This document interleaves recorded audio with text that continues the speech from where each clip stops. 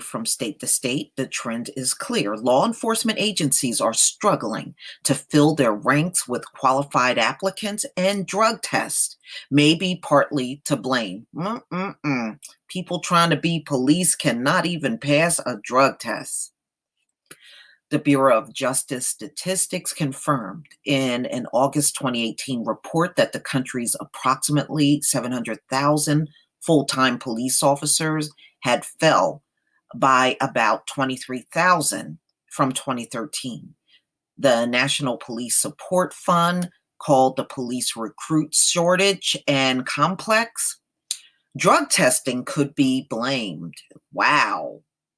Drug testing, y'all.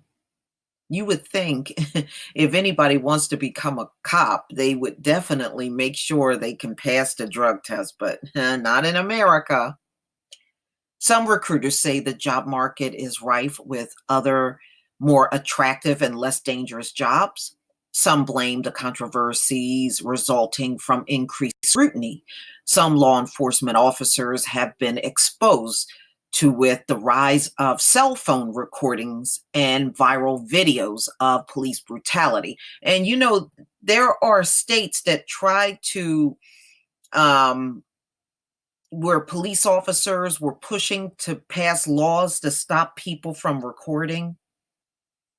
So in other words, we're going to do our dirt, but you can't show us doing our dirt. We want to do it, and we want to remain anonymous about it, but we still going to come beat you up and kill you. We just don't want you to broadcast it everywhere. Others say drug testing is eliminating potential recruits. All three are true, according to Chris Davis, Assistant Chief of Police with the Portland Police Bureau in Oregon, where the recruit shortage has been especially painful. So they are having a bad problem in Portland with filling police positions. Too many junkies, I guess. Too many meth heads and opioid junkies. In addition to the strong economy and more career choices, there's been a generational shift. Back in the day, training and recruiting videos used to show SWAT teams breaking into drug-infested areas and shootouts with violent gangs, David said. Those situations are rare and not what millennials and young people are interested in as a career choice. So this millennial generation said, fuck no, we don't want to be cops. Davis said PBB is trying to rebrand what they do, which happens to be mostly helping people. Hard to tell.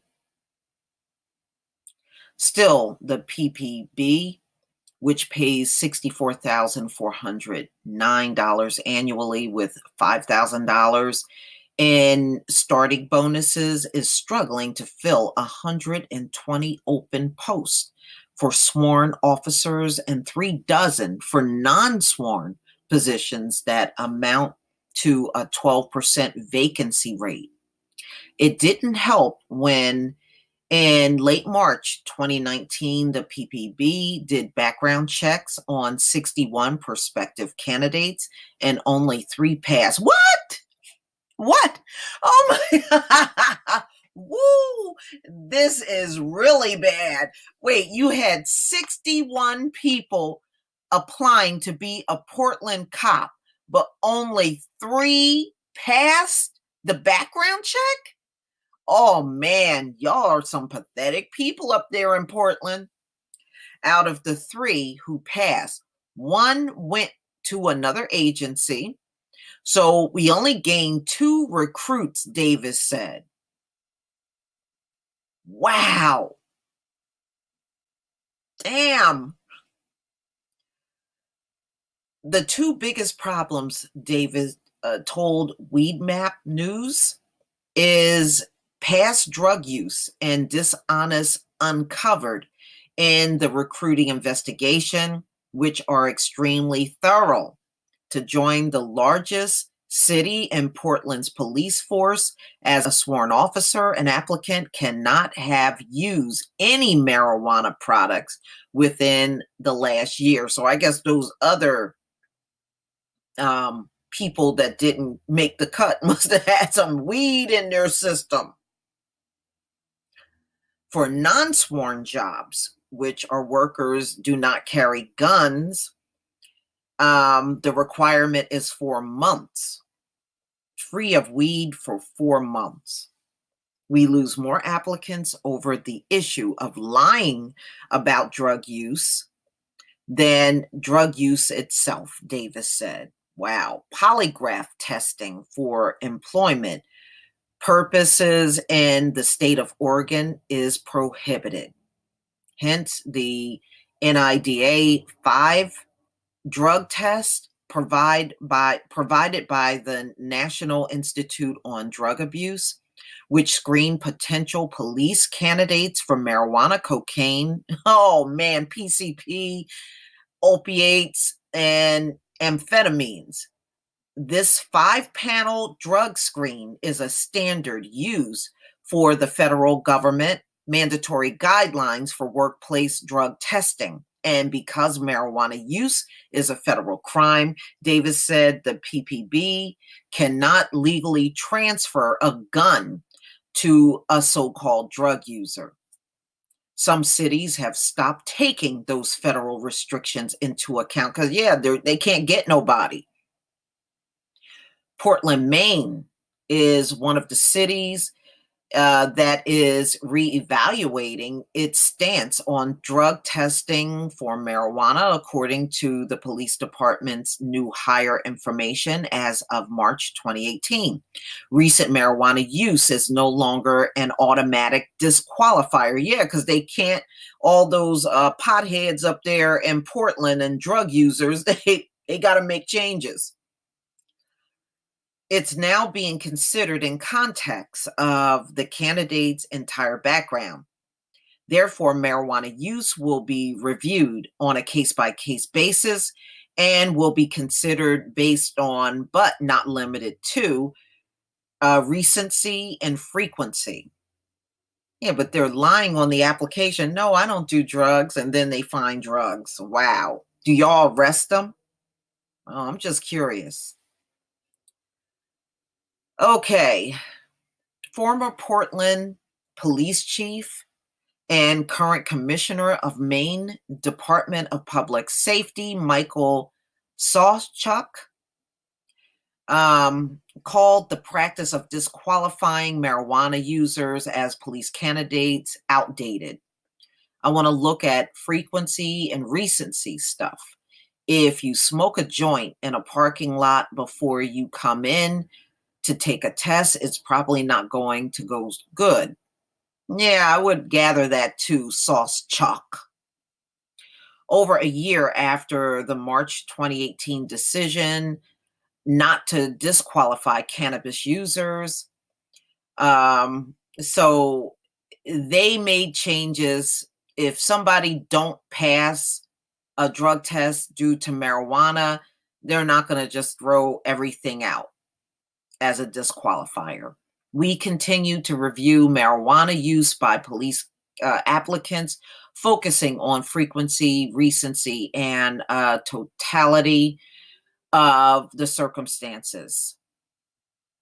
Okay. Robert M. Swartz, former executive director of the Maine Chief of Police Association, which had opposed Maine's successful effort to legalize recreational marijuana in November 2016, said the changes made sense.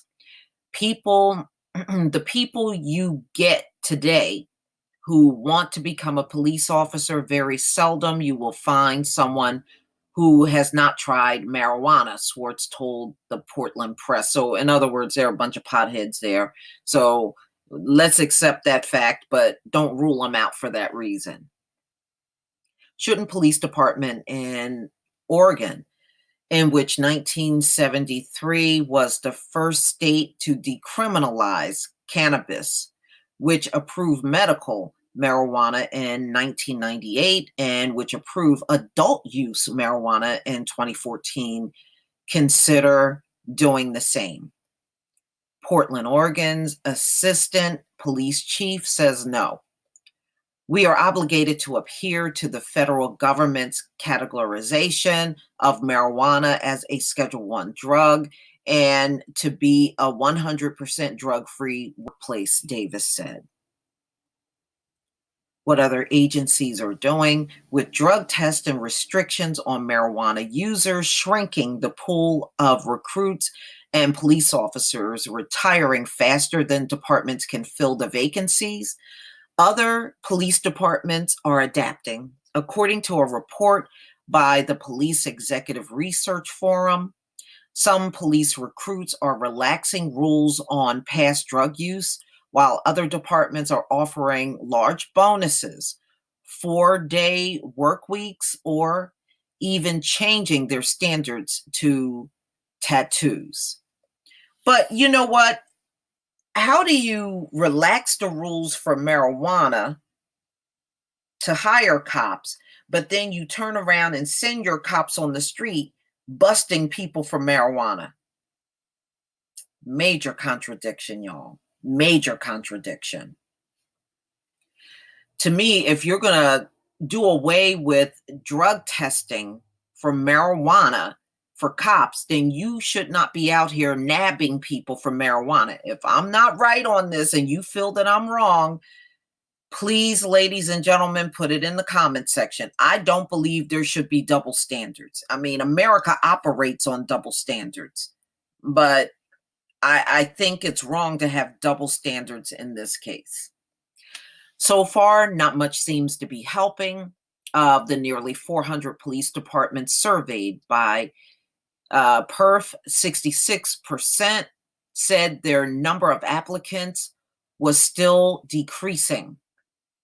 The Spare Foot blog, along with a job site Indeed, listed 10 metro areas with the most demand and job listing for police officers.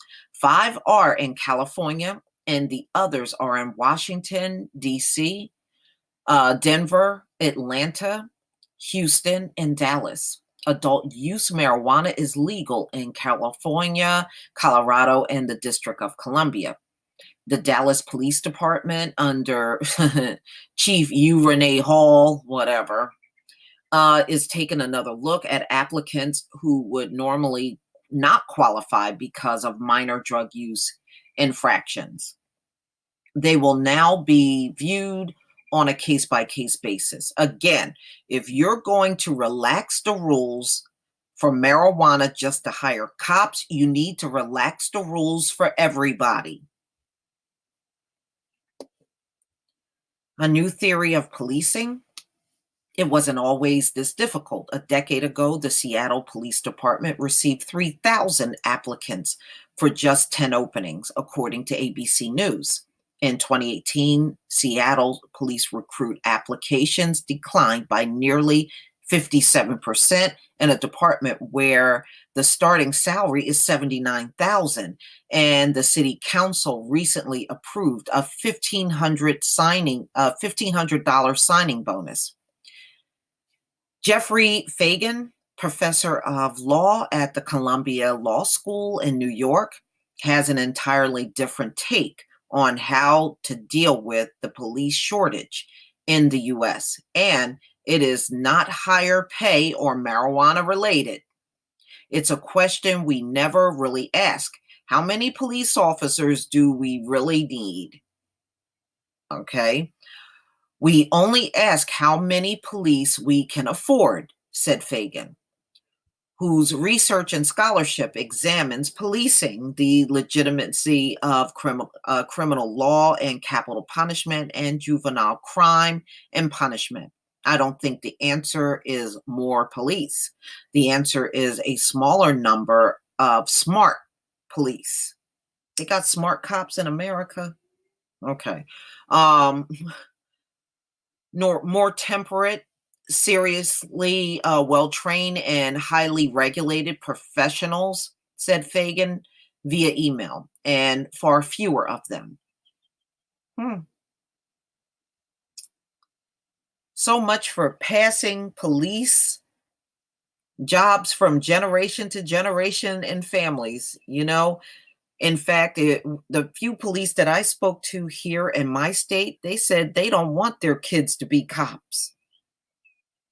You know, before it was, oh, well, my grandfather was a cop and his father was a cop and this one was a cop, and they could go back generations in their families and everybody was a cop all the way up until today. But now, today's generation, they are not interested in that, not anymore.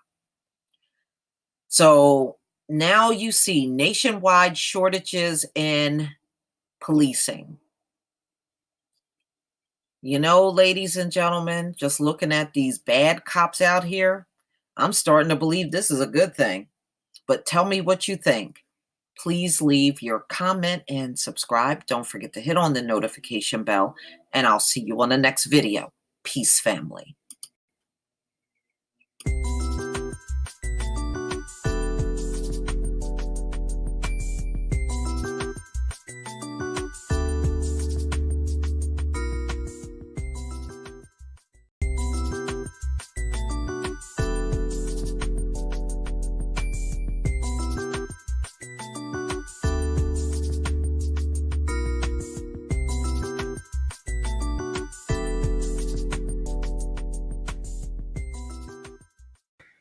Ladies and gentlemen, the cocaine deaths are rising in America. And, you know, a lot of it has to do with fentanyl. Lately, there has been a lot of fentanyl laced in to the cocaine, which is causing a higher rise in death. And this seems to be happening, you know, in places where you have a high amount of cocaine usage. I know it's been skyrocketing in New York with the cocaine deaths and many other places around the US. And, you know, of course, like anything else, it's spreading.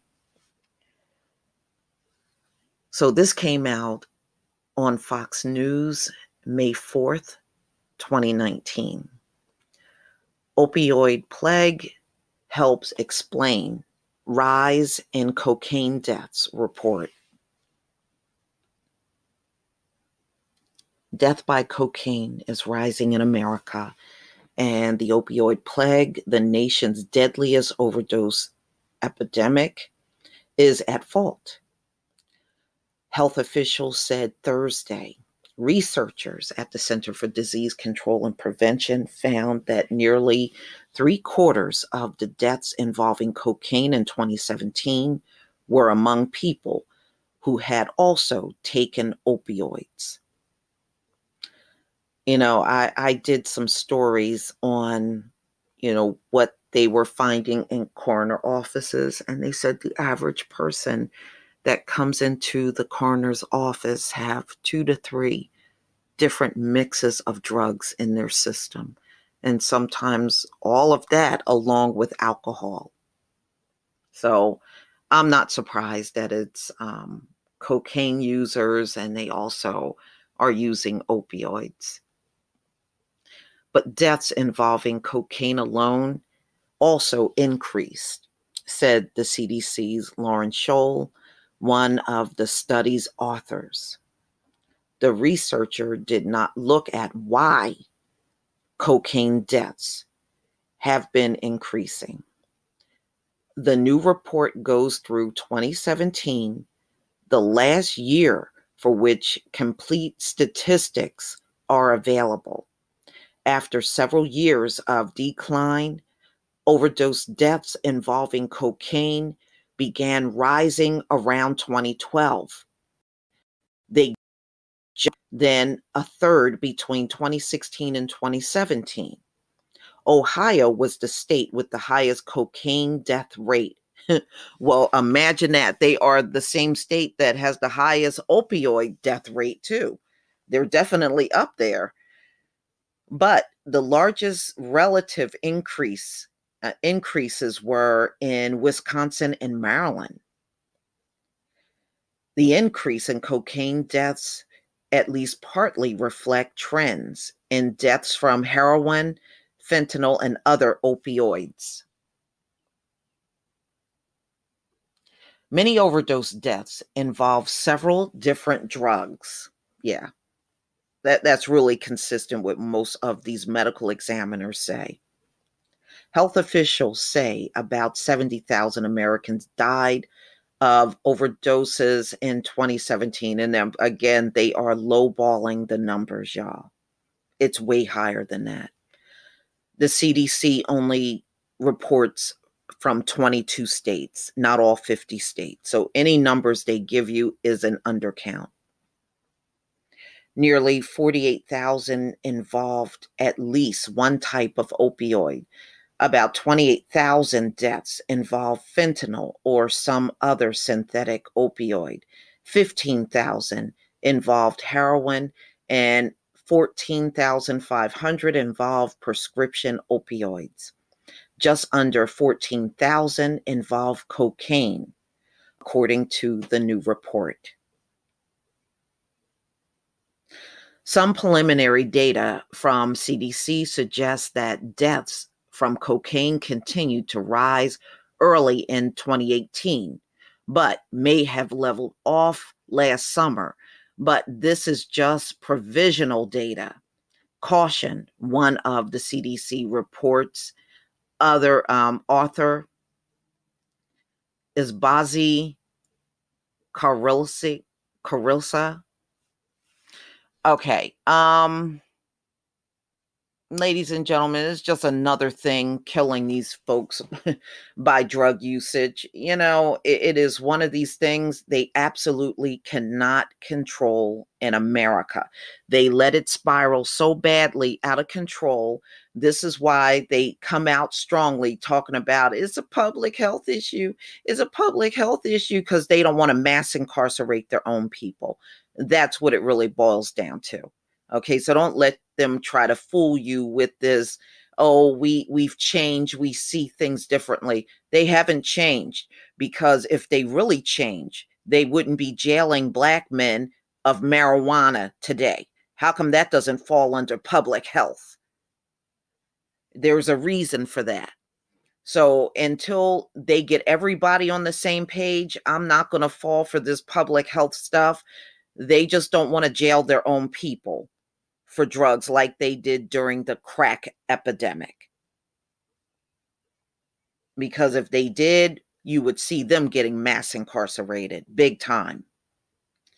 Please leave your comment and subscribe. Don't forget to hit on the notification bell, and I'll see you on the next video.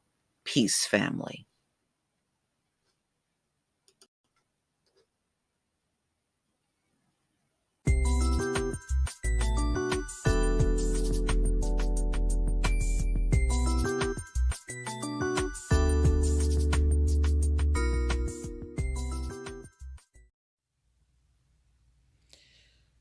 Ladies and gentlemen, America is desperate to keep Black men in jail at all costs, even if they have to get you on some of the most pettiest things that we see even today. Marijuana is the biggest reason why Black men are in jail. Crime is down in America. So anybody that's telling you how horrible crime is and Black people are doing this and they're lying. Crime is down in America. And if you have access to a computer, you can look these things up yourself. Nobody should have to provide you with anything. Let Google do the talking for you.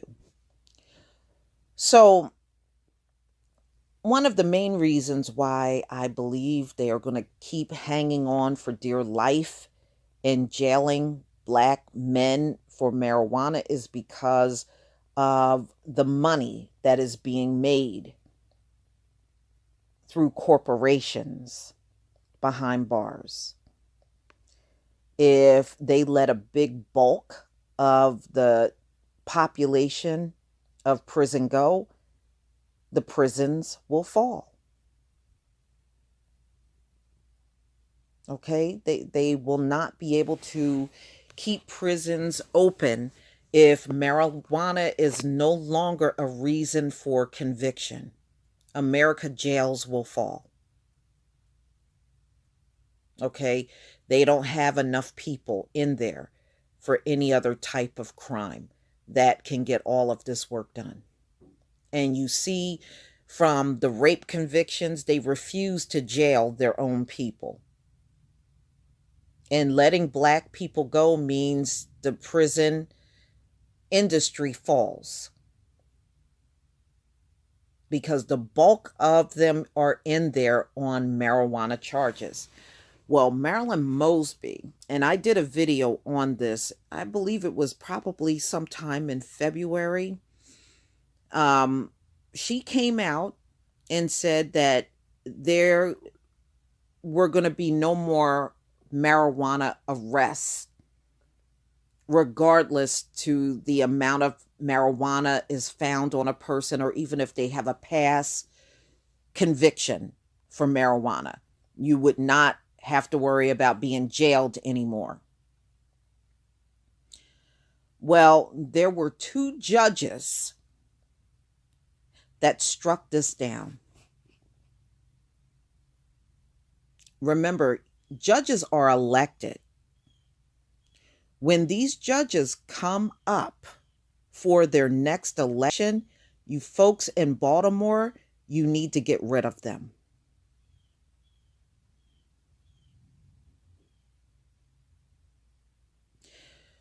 But just understand, America is going to hang on for dear life to keep black men under these fraud, these little frivolous convictions. And just remember, it was the same way right after chattel slavery. They had to figure out a way to get you back into free labor. What did they do? They came up with the convict lease program. And who did they jail? Black men primarily.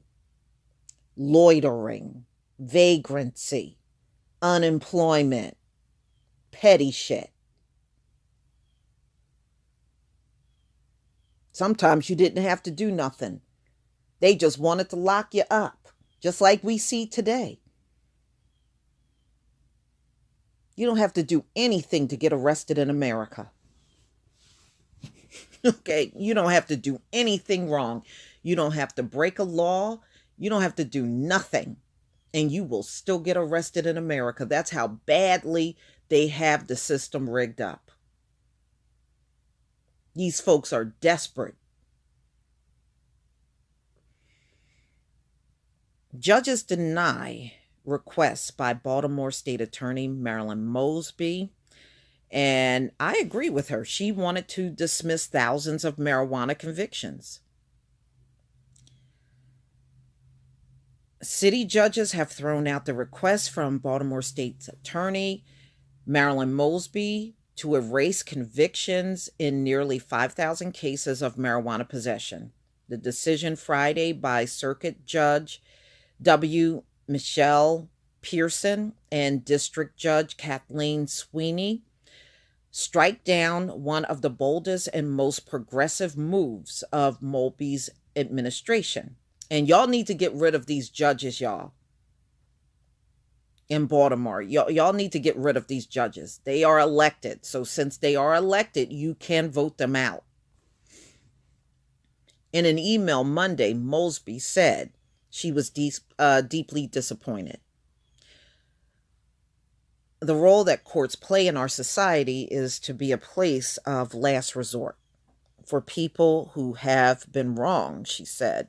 I am deeply disappointed that this ruling did not afford us any opportunity to present legal arguments and essentially eliminated the court from being a safe harbor for those that were harmed by the discriminatory enforcement of marijuana laws. Exactly. Mosby said she was considering her next move. She had announced in January that she would cease prosecuting cases of marijuana possession, as well as ask the court to throw out thousands of convictions stretching back to 2011. She had called the move monumental for justice in Baltimore. In a sweeping legal document, Mosby had asked the judges to throw out about 1,000 marijuana convictions in the circuit court and nearly 3,800 in district court. Sweeney, the district judge, answered the 10-page decision that noted Mosby fell short in meeting 5 requirements for such an order. She wrote that Mosby document writ of coram nobis skimped on details to show how those convicted face significant collateral consequences. One of the 5 requirements. Wow. Okay. With 3,778 opportunities, the state failed to identify any actual single consequence suffered by these individuals, Sweeney said. What do you mean? What do you mean? When these people are jailed, a lot of times if they have jobs, they lose their jobs. You lose income. You cannot be a breadwinner to your family. What do you mean? What did they lose? What would Sweeney, what would they lose if they locked your ass up for something petty? What would be lost? Oh, man, this is right up there with what is blackface. Man, please, y'all, don't fall for this stuff they're doing. The judge found that the request amounted to a blatant conflict because Mosby is bound by oath to defend the state. I tell you what, the state ain't in danger of nobody because they got some marijuana on them. Get real. Sweeney also noted that 3,778 people would be eligible to have their convictions expunged from the records. Since fiscal year 2015, expungements have spiked from 7,700 to more than 19,000 annually in Baltimore, wrote Sweeney, citing court records. Mosby herself had once asked police to crack down on drug dealers and users in West Baltimore.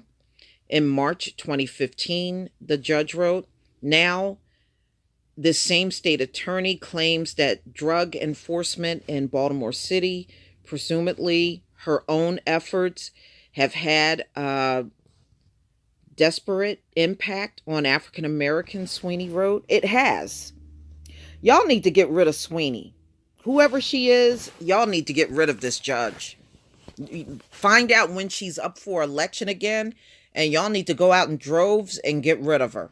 Mosby had argued that marijuana convictions have saddled thousands in Baltimore with criminal records and frustrated their job searches. She has said these arrests disproportionately affected minority neighborhoods in Baltimore.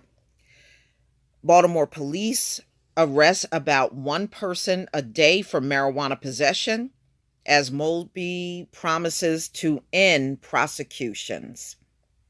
Nationwide, African Americans are 4 times more likely than whites to be arrested for possessing marijuana, which is stupid. Again, ladies and gentlemen, they got to get that prison work done. They don't care if they got to get you in there for doing nothing. That's how desperate they are to keep the prisons bustling with people. The ratio jumps to 6 times more likely in Baltimore, Mosby wrote in a report about her new marijuana policy. Olivia Nuggle of the nonprofit Marijuana Policy Project in D.C. stood alongside Mosby at the January announcement. She called the judge's decision a shame. The unfortunate news underscores the urgent need for the General Assembly to end marijuana prohibition and start regulating cannabis for adult use, she wrote in an email. The court's decision also highlights the need to include a component that will automatically expunge criminal records for past convictions. The sooner the legislature acts, the sooner these needless marijuana possession arrests can end, and the sooner those with past convictions can move on with their lives. Though Mosby pledged to stop prosecuting people for possession, um, for possessing marijuana, city police said they already have shifted their focus away from pot smokers. Shortly after Mosby's announcement, the police spokesman said the department was arresting about one person per day for marijuana possession. Now, that's still too many. You shouldn't be arresting anybody. Marijuana is being legalized in America every day in different states. You shouldn't be even doing one person a day at this point. Officers arrested 363 people last year, 339 people in 2017, 311 people in 2016 for marijuana possession alone, according to the department. Mosby aligned herself with some of the most progressive district attorneys in the country with her marijuana policy. Philadelphia District Attorney Larry Krasner told his prosecutors last year to reject charges of marijuana possession regardless of weight. Last July, Manhattan District Attorney Cyrus Vance Jr. announced he too would stop prosecuting marijuana cases. Meanwhile, public opinion has swung in favor of legalizing marijuana. 10 states and D.C. have legalized the use of marijuana by adults. Maryland lawmakers decriminalized possession of up to 10 grams of marijuana in 2014. Well, you know what? You need to go a step further and stop locking people up for that reason. It's stupid. It really is. You know, you would think because it's becoming legalized, they would move away from this. But as I stated before, if they can no longer get you on marijuana, black man, they will come up with something new and something even more petty to put you in there for. But please tell me what you think, ladies and gentlemen. Please leave your comment and subscribe. Don't forget to hit on the notification bell, and I'll see you on the next video. Peace, family. Ladies and gentlemen, you know, this person actually is saying something that I agree with. The opioid plague is no mistake. I don't believe all of this was done by error. I really don't. It is the result of complicity and greed. I can't say that I don't agree with that. Okay, so now in September of 2015, an employee of Rochester Drug Cooperative, one of the largest pharmaceutical distributors in the country, was preparing to review a report on the opioid drugs her company had sold to one of its pharmacy customers. Given the buzz in the office, she was stealing herself as she put in an email to see what evil lies within, referring to evidence that her company highly addictive products were falling into the wrong hands. Despite the report, the company allegedly did nothing to stop the illicit flow of drugs. The email contacts can be found within a criminal complaint against RDC filed in federal courts this week. And you can get a similar sense of dread as you read through the complaint. Given earlier revelations about the opioid plague, we knew there would be ugly allegations. Yet, the evil alleged in the document is still staggering, adding to an argument that the opioid plague was no mistake. Instead, it is the result of shocking complicity and greed. And that's true.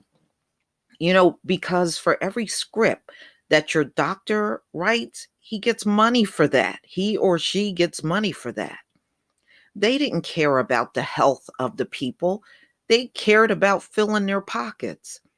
And the pharmaceutical company at one time said those drugs were not addictive. So that's why they were handing it out like candy. Not to us, of course. They didn't hand it out like candy to us, but, you know, to white people. That's why they got so badly addicted to it. Remember, the doctor said they couldn't prescribe that much to us because we would start doing illegal things like selling the drugs, which we didn't do. Okay. But they did it, but we did not. We didn't go out there selling them drugs. But that was the belief that if they gave too much to us, we would do things that were illegal. But look who's addicted today more than anyone else. So there you go. So the doctors actually did us a favor. The criminal complaint is monumentous development. It offers the first chance to see an executive in the drug distribution industry go to prison for his role in our overdose crisis. Prosecutors charged a New York company and two of its executives with 3 crimes, including conspiracy to distribute controlled narcotics for non medical reasons. The company does not dispute the charges, nor has William Petruszewski, the company's former chief of compliance, who has agreed to plead guilty and cooperate with prosecutors. The company's former chief executive, Lawrence F. Dowd III, maintains his innocence. Okay, so these folks are going to jail for what has happened. But, this definitely is not the norm, y'all. You got to consider how many of these places did these falsifying of drugs, giving drugs out for non-medical reasons and getting people hooked on these drugs, and they're still not in jail and probably never will go to jail. They probably never will. The handful of people that they are putting in jail, a few doctors here and there and nurses, that's not going to do nothing to stop this plague. It's not enough. It's really a sparse amount of people that they have put in jail. So how is that going to really make a difference out here? It's not. It's not. They're going to grab up a few people and try to hold them accountable. All right, so this Lawrence F. Dowd III maintains his innocence, and his lawyer told the Post that he will fight these false charges to his last breath. So this is one of many of these distribution centers that you will see in the near future getting sued, y'all. But it certainly will not stop the addiction that's going on out here at all. But please tell me what you think, ladies and gentlemen. Please leave your comment and subscribe. Don't forget to hit on the notification bell, and I'll see you on the next video. Peace, family.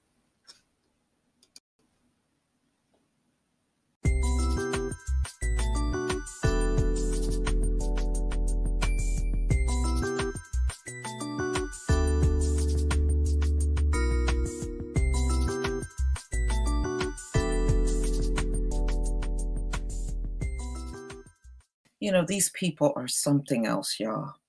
Now they're trying to cite religious freedom as an excuse for their legalized crack house, also known as a safe injection site for those that do illegal drugs. So many of you already know this is just a location that your average run-of-the-mill opioid addict can go to and do their drugs in front of a medical professional So if they overdose or anything happens, they can hit them up with some Narcan right there at the legalized crack house. It's amazing how today's junkies have amnesty. If you call the police because they overdose, nobody goes to jail. They just get taken to the hospital and released from there. And they are given all kinds of support systems. There are even articles out here, ladies and gentlemen, with the police visiting them and making sure they're okay after an overdose. I don't recall that happening during the crack epidemic. Do any of you remember this? Let me know in the comment section. There was zero concern about the crack addict and them overdosing. Everybody went to jail, mass incarceration. That was the only thing that was offered to the community back then. I'm going to go ahead and play this article. There's some audio to this article in NPR, and this came out April 13th, 2019. The U.S. Justice Department and a Philadelphia nonprofit are locked in a legal battle. The nonprofit is called Safe House. They want to open a facility where people can inject drugs under supervision. Prosecutors took legal action to try to block the site from opening. Now, Safe House has filed a countersuit against the Trump administration. Bobby Allen of member station WHYY reports. In Philadelphia, about 3 people a day die from drug overdoses. The severity of the problem is why public officials here are supporting opening a space for people to use illegal opioids under medical supervision. I'm a public health official whose job it is to prevent needless deaths. Philadelphia Health Commissioner Tom Farley. The evidence is clear that these facilities save lives, while at the same time serving as an entryway into drug treatment. The idea is to allow people to bring their own drugs, use them while being monitored by nurses and other medical staff, then offer access to treatment, legal counseling, housing, and other social services.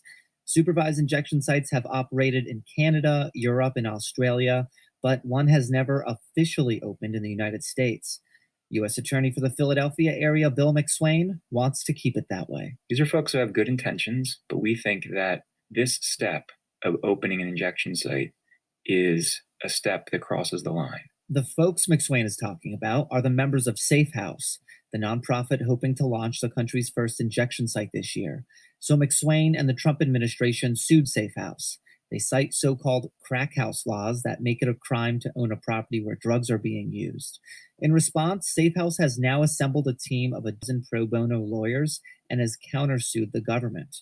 Safe House lawyers say those laws from the 1980s were never meant to apply to a medical facility in the midst of a modern public health crisis.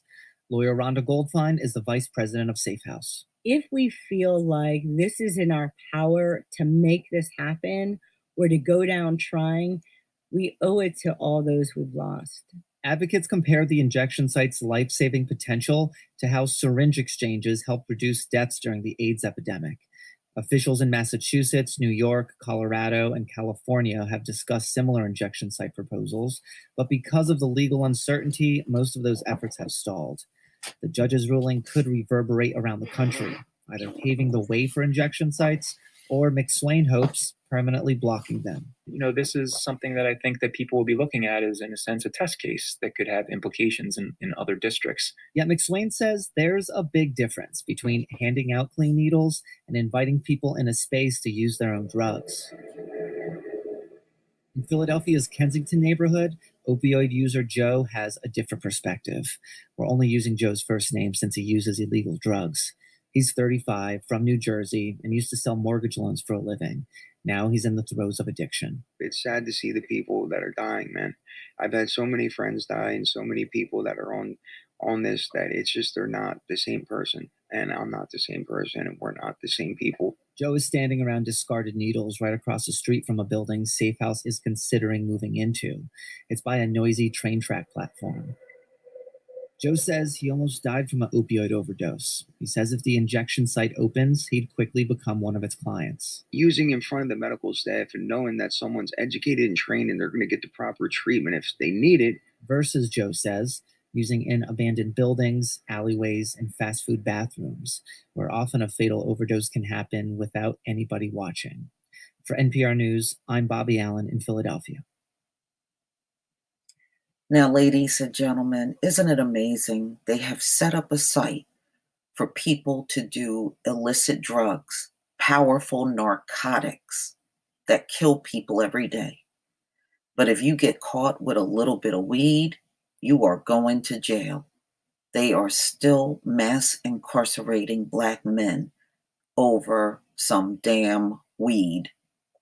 In the meantime, these opioid addicts can go clear across town with illegal drugs and go sit in front of someone and do their illegal drugs, and they are safe. But you, primarily Black man, are unsafe walking around with some weed, a teeny bit of weed. Just try to wrap your mind around that. But this is what America does. It does the same thing we have seen done in this rigged up system. So now these folks can go to a safe injection site and there is no cop that's going to arrest them.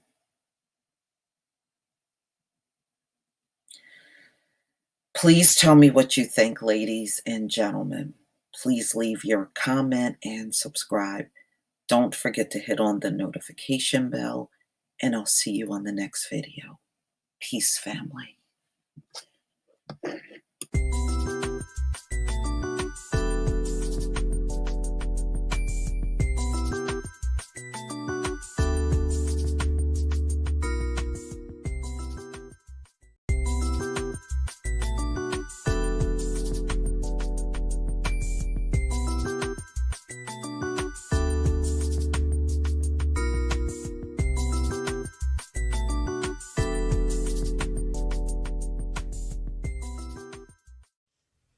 Ladies and gentlemen, you know the situation with opioids in the city of Philadelphia is so bad. They decided to open up what's called a safe injection site. This is a location where people can go and do their illegal drugs in front of a medical professional. So if something happens to them, they can revive them and make sure they don't overdose. We know they definitely did not have anything like this during the crack epidemic. I mean, let's face it, we know why they're setting up these injection sites. Well, Philadelphia is running into a bit of a problem with the feds.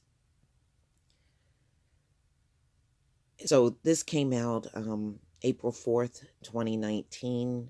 Opioid plague in Philadelphia pits feds against effort to open first in the nation drug injection site. And we know there's similar ones to it. I mean, they've been doing this forever. So, in other words, a legalized crack house for the opioid drug users. The U.S. attorney in Philadelphia and a high-powered nonprofit are embroiled in a legal battle over the organization's plan to open a supervised drug injection site to try to rein in the city's raging opioid plague. And it's bad in Pennsylvania. See, that's why they were doing things like giving out free Narcan to everybody, because it is so overwhelming for the police and EMT and fire department. They are now trying to get the public involved in helping, which I don't think is a safe thing to do, but that's my opinion. U.S. Attorney William McSwain said Wednesday that his decision to challenge the effort by the group Safe House to open the first in the nation drug injection site was a matter of following federal law, normalizing the use of deadly drugs like heroin and fentanyl is not the answer to solving the plague, Swain said. The issue is especially critical for Philadelphia, which has the highest opioid death rate of any U.S. city. Yeah. Um, when the governor declared a state of an emergency, it was raging across the entire state. That's how bad it was. It was no county in Pennsylvania that was not hit by this opioid plague.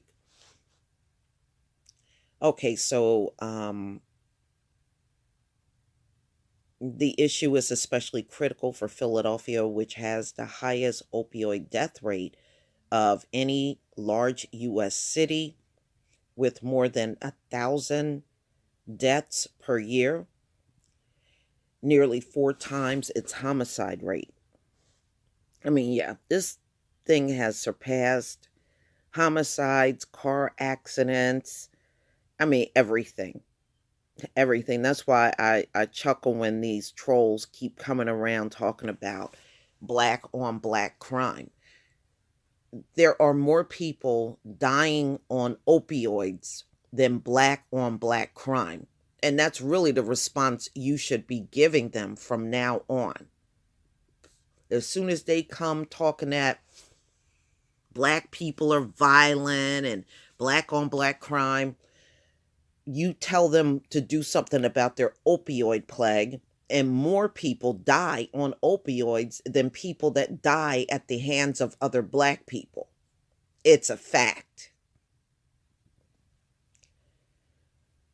Philadelphia Health Commissioner Thomas Farley has called the opioid plague the largest public health crisis this city has seen in a century. Remember, it was a century ago when the opium epidemic was going on in the country. So this is like really a second wave. But remember, drug addiction in America has never seen a break. It just switches from drug to drug, and the death rate continues to go up. In its response to the federal effort to block the center, Safe House argued in court papers filed Wednesday that it would not be providing illicit drugs to its client, but instead would provide sterile equipment, counseling, and access to medical care. That sounds like an excuse, y'all. So they still have to physically come there with the illicit drug. So if this is what they're going to do, the next time you get caught with drugs, people in the black community, tell them you were on your way to a safe house to do your drugs. I mean, if you're going to let the opioid addicts get away with this, you should let everybody get away with it.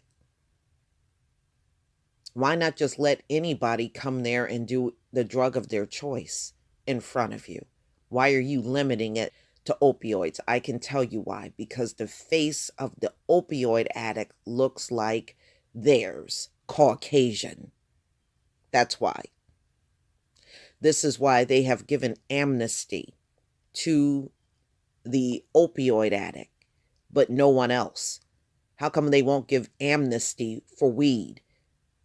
They got all kinds of people locked up in prison around America for non-violent drug offenses because they can't get you in there any other way. Why not give them amnesty? See, because there's a certain kind of prisoner they want in there to do that labor. Just not their people. Their people get amnesty in safe houses. Our people get non-violent drug offenses and long prison sentences to get that corporation work done. But these are the same folks that want you to tell, they want to get in your face and tell you to trust their system. Your system don't deserve any trust. This intervention will not solve the opioid plague, but it will provide a critical life raft, Safe House told the court. It notes that more than 30 years, not a single fatal overdose has been reported at any of the 120 similar sites that operate openly worldwide. For its part, the federal prosecutors argue that safe houses conduct is prohibited by federal law, and that it does not matter that Safe House claims good intentions in fighting the opioid plague. Safe House, whose board includes such heavy hitters as former Pennsylvania Governor Ed Rendell, is trying to raise almost $2 million to open the injection site is this spring. So they want to open it, and it's going to be in downtown. Wow. I just can't believe this is going on. A legalized crack house. So they want to open it this spring in an open air drug buying area north of downtown. So they want to purposely put this site in an area that has heavy drug activity.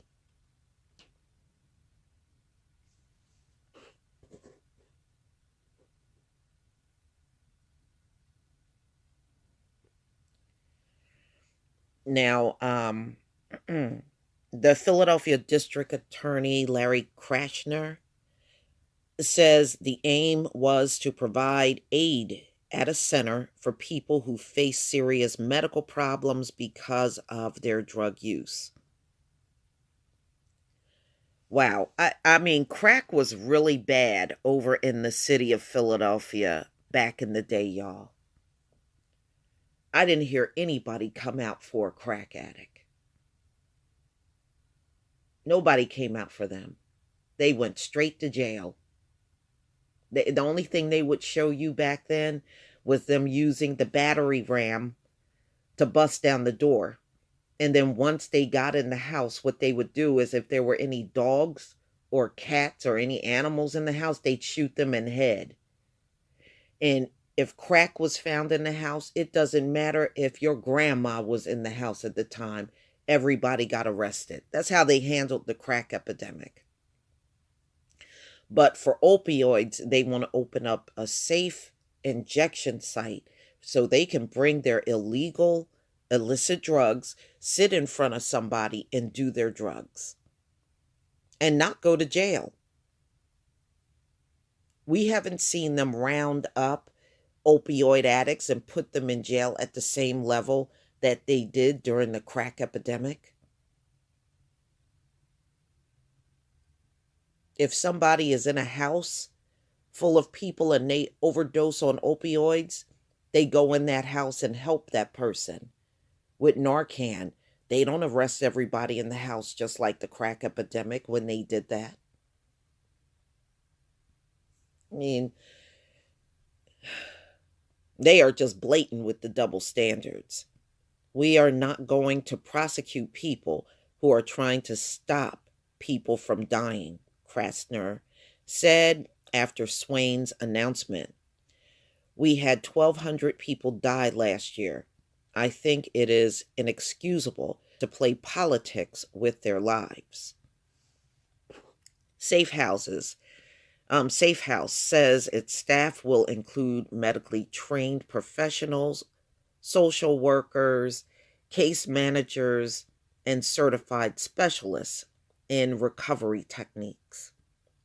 The staff will be trained in CPR and the administration of naloxone, a medication designed to rapidly reverse opioid overdose, it said.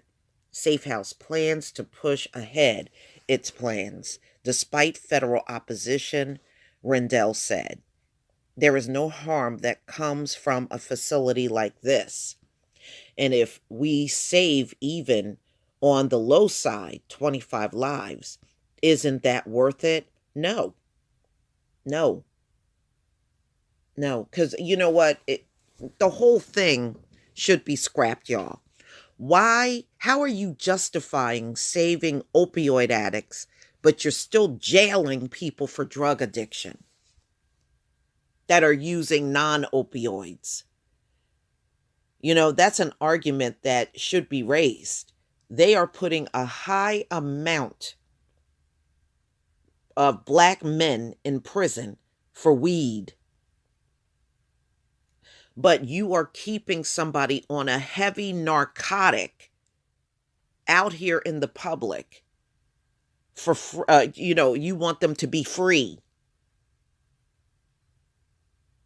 You want a narcotic addict to be free and someone on weed to go to jail. I tell you what, this is definitely an upside down world.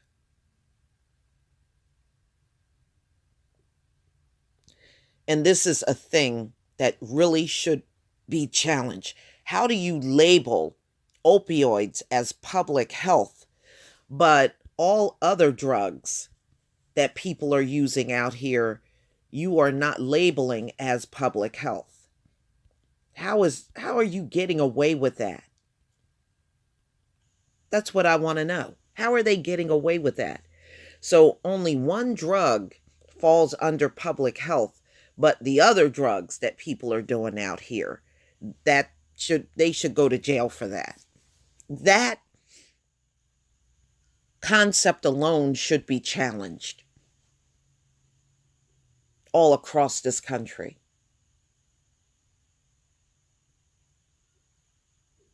We don't even have the same impact on a person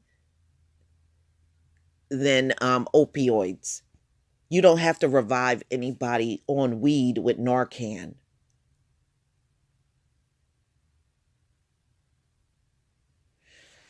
You know, ladies and gentlemen, just understand, when the face of the addict change, the whole attitude towards drug addiction suddenly changed in America. They were not feeling this way during the crack epidemic, and the crack epidemic really was not that long ago. But they expect us to feel something for these addicts, get out here with our Narcan and run around in the public saving them. You didn't save us. You jailed everybody.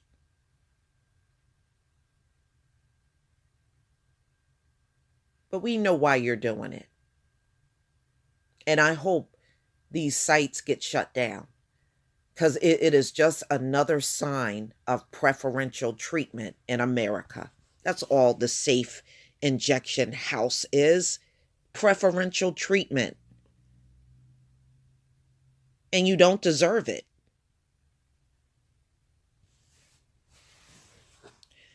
Please tell me what you think, ladies and gentlemen, about this story. Please leave your comment and subscribe. Don't forget to hit on the notification bell, and I'll see you on the next video. Peace, family.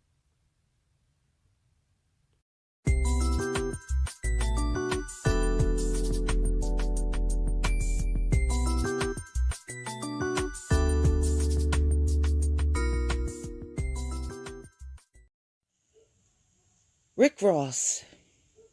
We ain't heard from Rick Ross forever now. We have had so many things happen in the black community.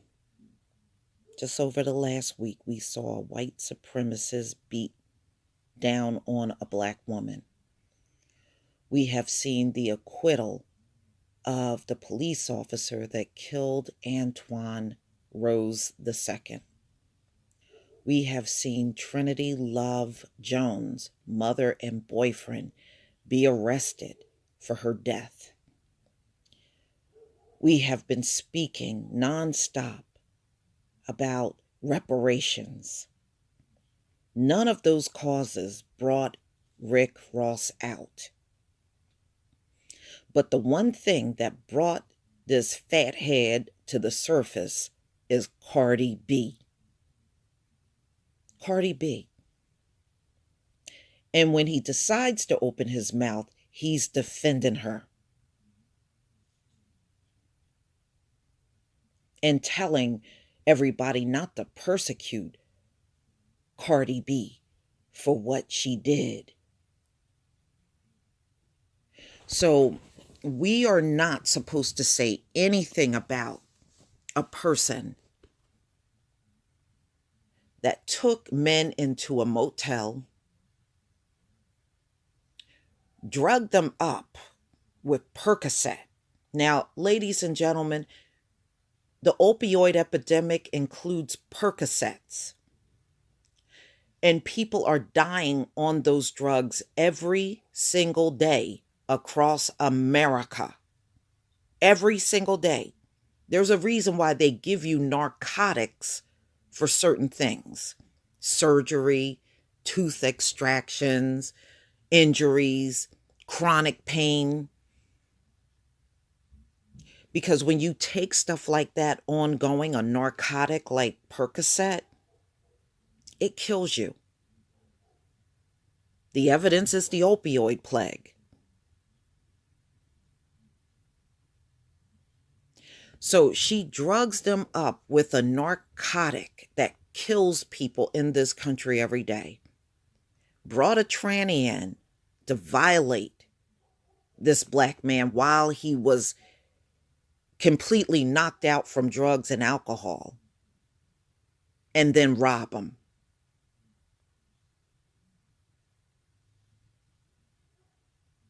And then the very next day, to humiliate him even further, you sit there and tell him what happened. Then she tried to claim these were men she was involved with in relationships. Well, I tell you what, Cardi B, usually the norm is when you no longer get along with someone, you split up. You don't take it upon yourself to commit a crime and rape and rob them and drug them up. Now, we know Cardi B is a former stripper, but I'm telling you, this bitch still got the stripper mentality on her. Rick Ross, man, you need a big old tall glass of shut the fuck up right now. Cardi B is being dragged, and her ass deserves to be dragged. Big time. Okay? So, Rick Ross is defending Cardi B amid the hashtag surviving Cardi B, hashtag Sprawn, from a 3-year-old video of the Bronx native admitting to drugging and robbing men when she worked as a stripper. Cardi B attempted to address the backlash with a statement posted on social media earlier in the week. All I can do now is be better for myself, my family, and my future, she wrote. That ain't good enough. You know, we got Bill Cosby sitting in jail on a bunch of hearsay. This one is admitting to the crime. But we're supposed to shrug our shoulders and move on? No. No, Rick Ross. I reject everything you said. The explanation didn't exactly extinguish the fury, and it shouldn't. And many people brought up the Rosé endorsement that was lost because of lyrics in his rap song. Now, isn't it awfully funny? Hashtag Me Too, Time's Up, the women's movement. The only time they feel compelled to open their mouth is when it is a black man involved. We have not seen them open their mouth for not one white sexual assault predator yet. We have not seen them open their mouth over all of these white female teachers that are out here violating students every single year. We don't hear a peep out of them. But as soon as a black face crop up, here they come.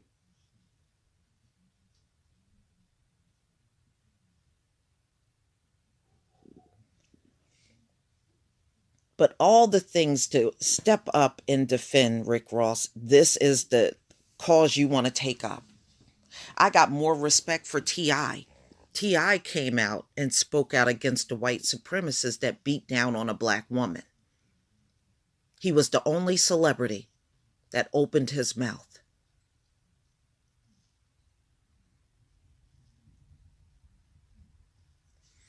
You suck, Rick Ross. You really do. So he goes on and says he doesn't think Cardi B should be persecuted for being honest. An honest criminal? I don't know. You know what, Rick Ross? That doesn't carry much weight. In a lot of circumstances, that's what comes with that lifestyle. She never hid that. We all know that, Rick Ross said in a series of Snapchat videos posted online Thursday, March 28th. In 2013, Rosé wrapped Molly in her champagne. She ain't even know it. I took her home and enjoy. Yeah. That she ain't even know. All right, so he's talking about how he drugged up a woman, took her home, and had sex with her. And because of that lyric, he caught hell. And Rick Ross lost his Reebok endorsement. But this is what's coming out of the mouth, y'all, of a 43-year-old man. You would think a 43-year-old man would have more sense. But apparently, life has not taught Rick Ross very much for him to be speaking the way that he is. The 43-year-old rapper went on to explain what inspired his controversial lyrics. The parties I attended at the time where I'm from, that was the lifestyle. When we performed that record, that was the most popular line to a lot of motherfuckers. And that's who I wrote that for. I wrote that record speaking for the motherfuckers who were living that lifestyle, he said. Me being a king, I did not need to promote that among my beautiful queens, Ross added. In closing, Ross reiterated that Cardi B shouldn't be punished.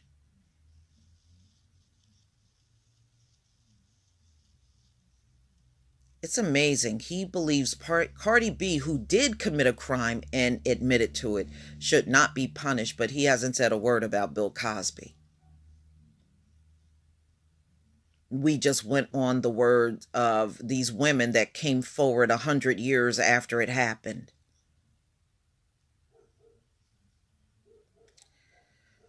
We don't need to persecute her for her past.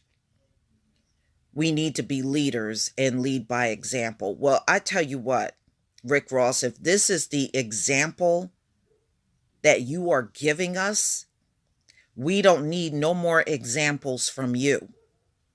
You need to go back under your rock and shut the fuck up. People are not wrong for dragging Cardi B, and damn it, 3 years ain't that long ago. But it's amazing how no law enforcement agency is even looking at Cardi B. But for cases that happened 50 and 60 years ago, they came to the forefront over Bill Cosby.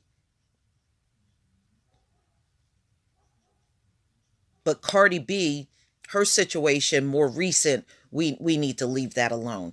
Rick Ross, go to hell. Now, there's a video on here that you all can listen to. It's 2 minutes and 58 seconds. I'm not going to play it because it has music in the background, and I know I'll get a copyright strike for that. But I'll leave the link to the article so that you can come out, read it over, and listen to the video on your own. Please leave your comment and subscribe. Don't forget to hit on the notification bell, and I'll see you on the next video. Peace, family.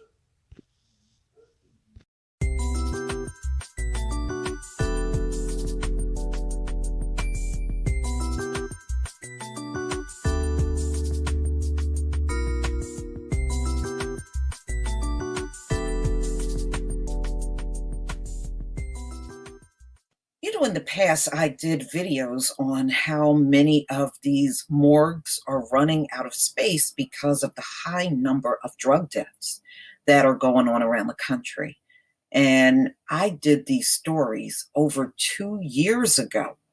Many of you will remember this, especially if you've been with me from the beginning all the way up until now.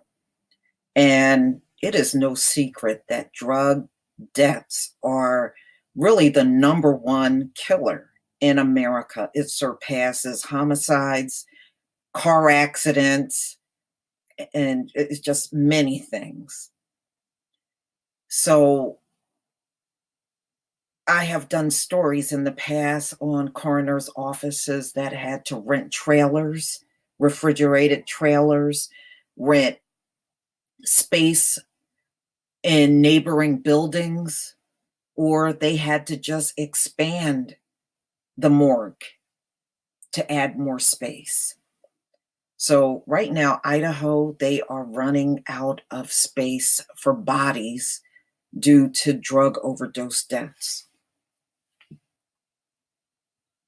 I mean, believe it or not, you have to factor in even what I did a video on a few days ago about the retail apocalypse. This is why. There are fewer people out here that are working and shopping, and all of it tied to the drug addiction going on in this country. It's not something that the staff at Ada County Coroner Office want to do or even talk about, but they run out of space. There really isn't an option other than stacking bodies.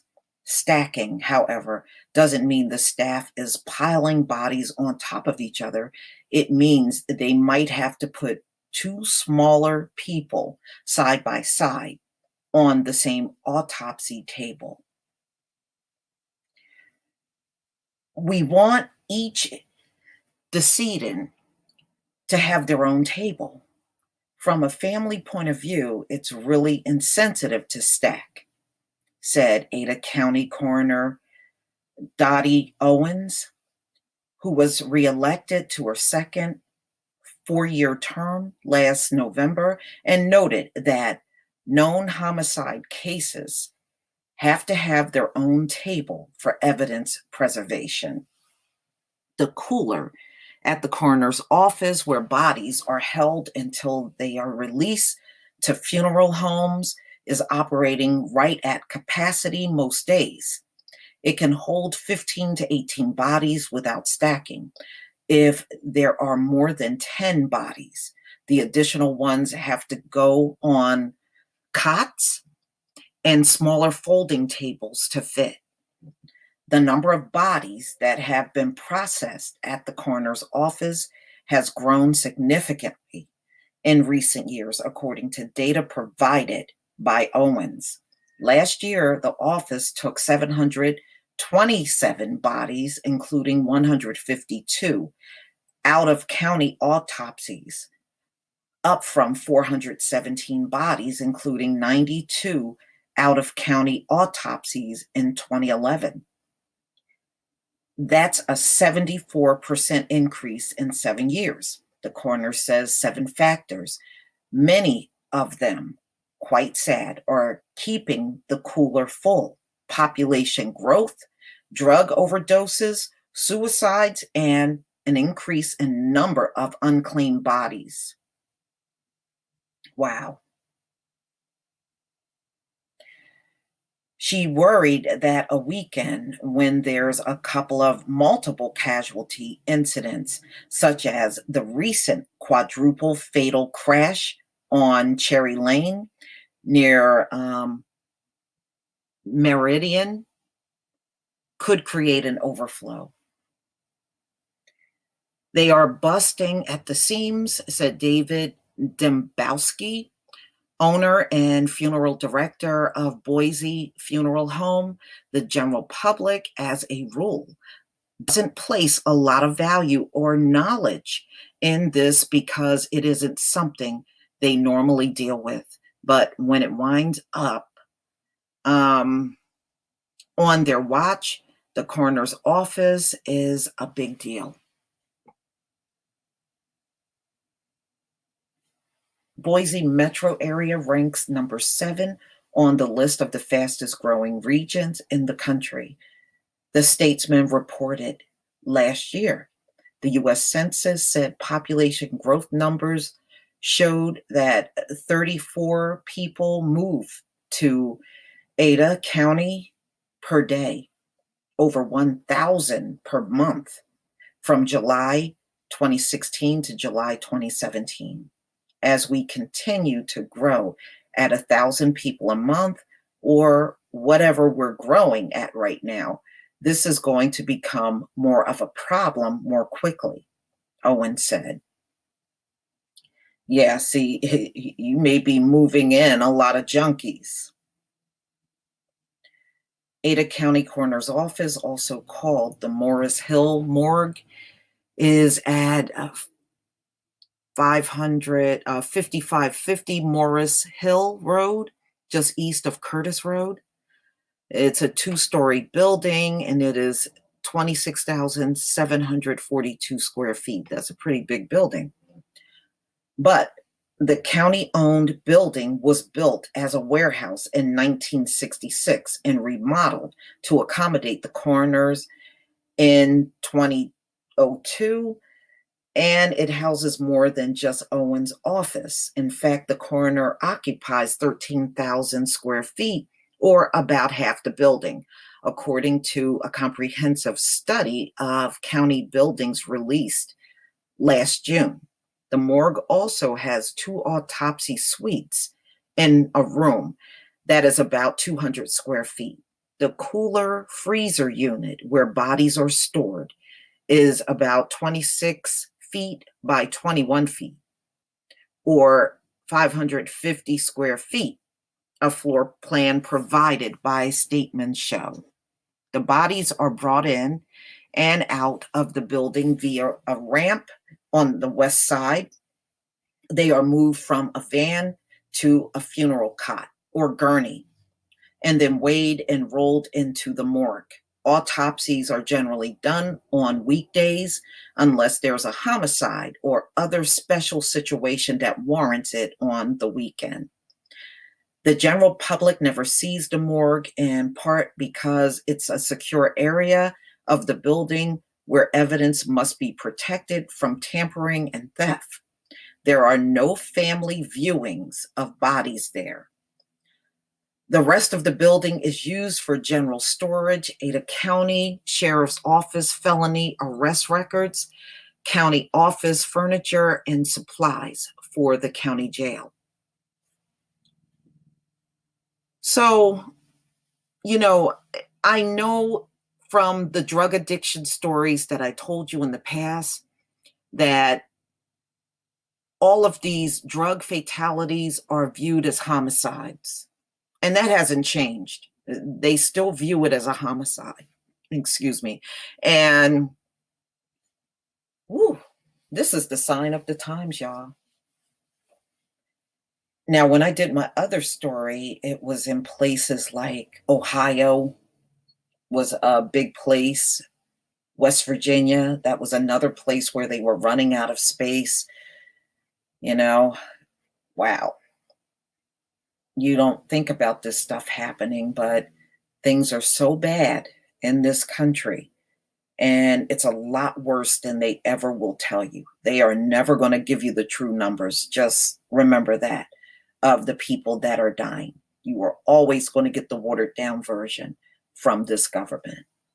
But please tell me what you think, ladies and gentlemen. Please leave your comment and subscribe. Don't forget to hit on the notification bell, and I'll see you all on the next video. Peace, family.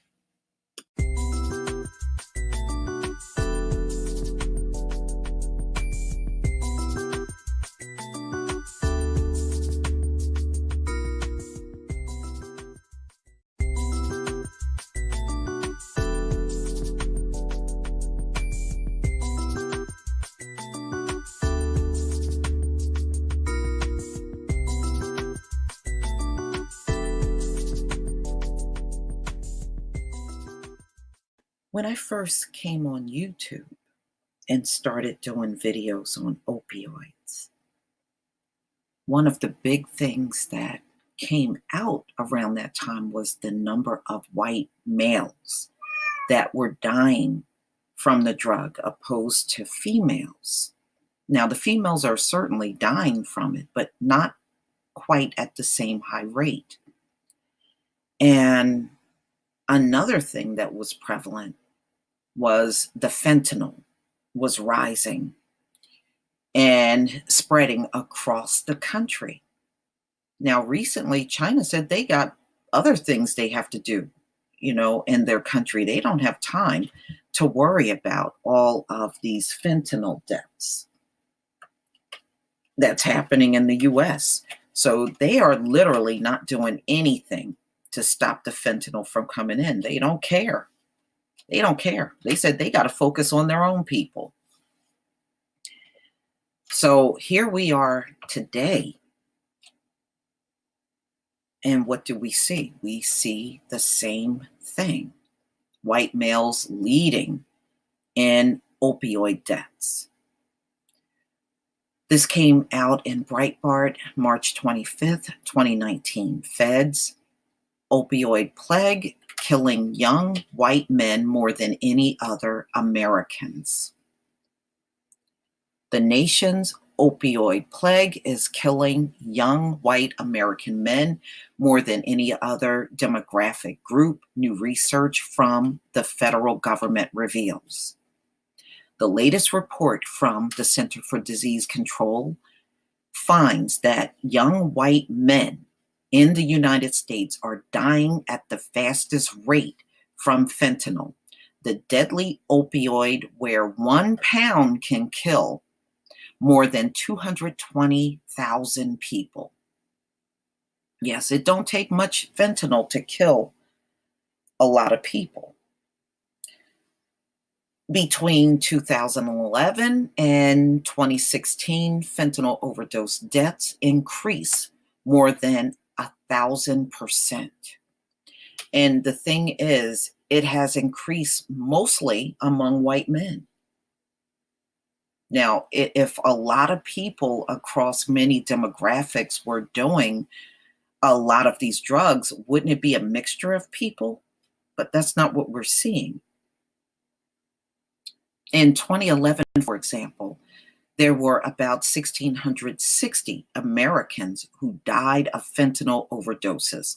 Fast forward to 2016, when there were 18,335 Americans who died from fentanyl. And you can see on the chart how it increased from 2011, 2012, 13, 2014, 2015, and 2016. That's a significant jump. And that's really not a long period of time when you really look at the scheme of things. The opioid plague, though, is not impacting all states and demographic groups in the country equally, the CDC report finds. White Americans have a significantly higher rate of dying from fentanyl than any other racial group in the US. For instance, non-Hispanic whites' rate of fentanyl overdose deaths increased in early 110% between 2013 and 2016. So that's a 3-year period. In 2016, close to 8 out of every 100,000 non-Hispanic whites died from fentanyl overdoses, more than 3 times the rate of Hispanic Americans dying from fentanyl. Black Americans followed whites with a rate about 5.6 deaths for every 100,000, followed by Hispanics at 2.5 per 100,000. But you know what? They're right. It really depends on what part of the country. Now, I come from Pennsylvania originally, and over there, the Hispanics are dying at a higher rate than even the white people. So it really depends on what part of the country and the demographics, of course. American men are dying from fentanyl at nearly 3 times the rate of American women. In 2016, there were almost 9 men who died of fentanyl for every 100,000, compared that to the roughly 3 women who died of fentanyl for every 100,000 women. For young people, the opioid plague is even worse. The CDC finds that between 2011 and 2016, the number of fentanyl overdose deaths for Americans aged 25 years old to 34 years old increased 100% every year. Wow, that's a lot. For Americans aged 15 to 24, the number of fentanyl overdose deaths increased almost 94% every year between 2011 and 2016. No wonder why they are talking about Narcan in public schools now. Now you can understand why. Out of every 100,000 young Americans in 2016, there were 13.4 who died of fentanyl overdoses.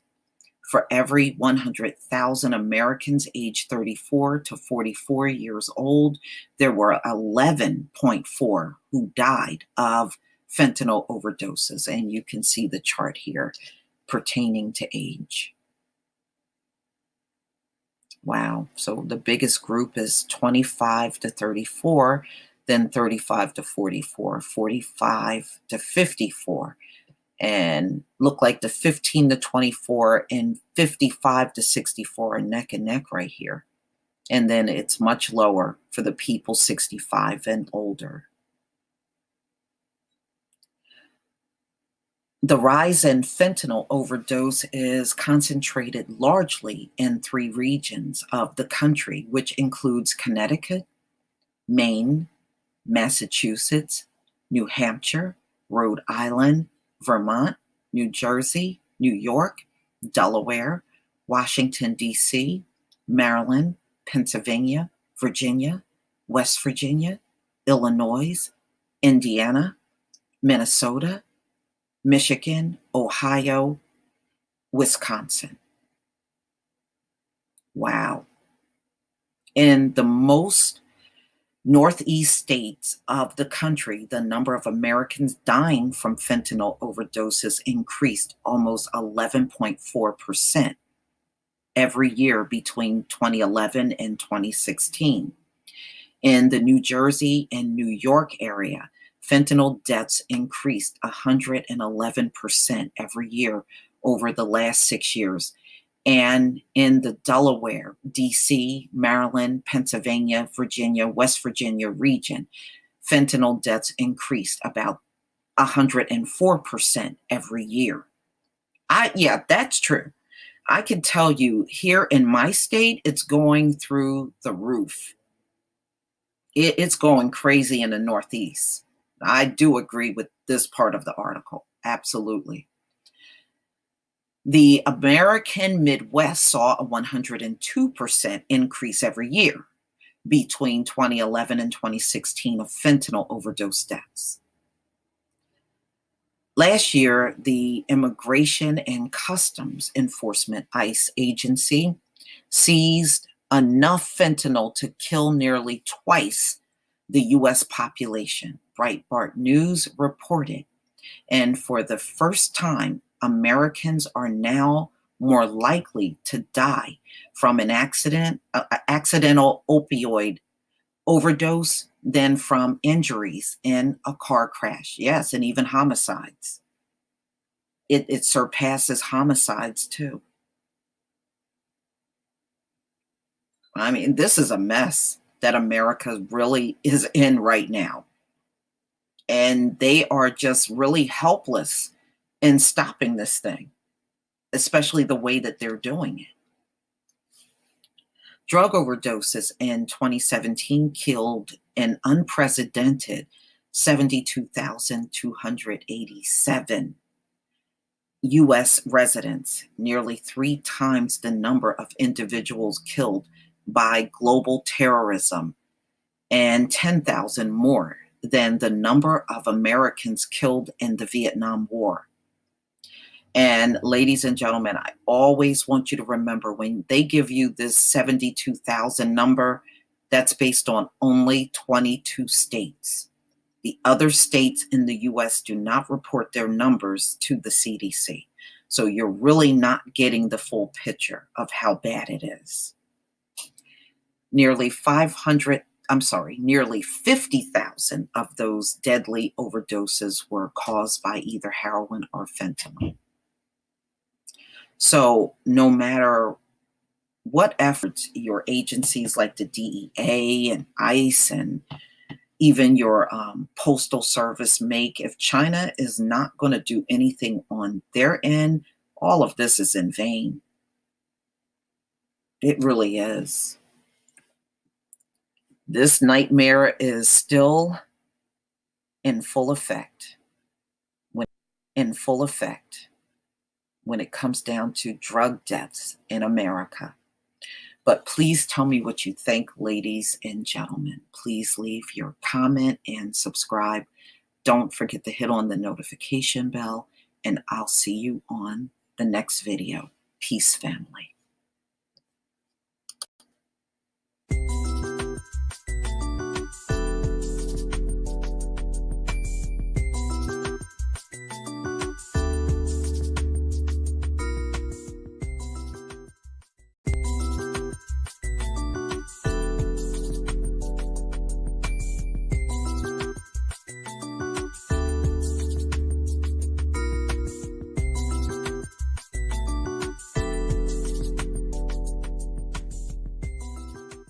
It seems like drugs are coming from everywhere into the US. We got China flooding the country with fentanyl, and now you have Mexico flooding it from the southern end of the west side of the United States with meth.